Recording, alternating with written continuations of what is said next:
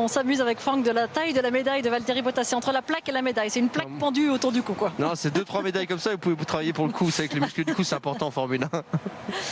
Bon Franck, un peu plus sérieusement pour revenir sur ce début de course et les conséquences finalement de ce format de week-end, eh bien Pierre Gasly en a fait les frais. C'est ça en fait, on prend beaucoup de risques le samedi dans cette qualification. Malheureusement c'est ça, il n'y a pas trop de points. Bon, on a 2 médailles, c'est rigolo, mais ça c'est pas très révélateur.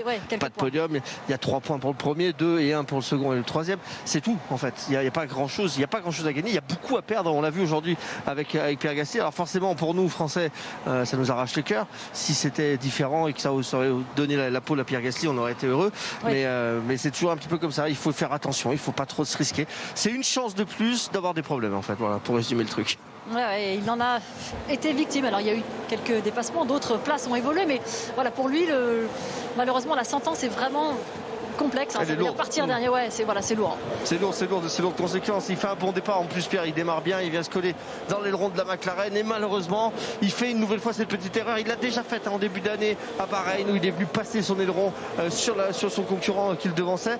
C'est pas grand chose, c'est quelques centimètres à tout casser, c'est un petit relâché de pédale de frein, ça arrache son aileron son aileron avant et puis tout s'arrête à ce moment-là.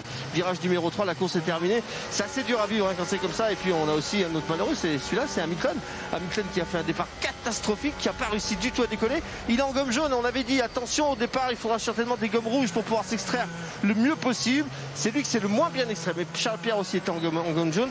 Et si Pierre n'a pas ce problème-là, très sincèrement, Hamilton il ressort 6, donc c'est compliqué, ils n'auraient pas forcément eu la vitesse pour aller le doubler derrière. Ça va être compliqué quand même la course, là il n'y a rien qui est gagné pour l'instant et je pense que demain on va avoir une course plus intéressante que ce qu'on a vu aujourd'hui.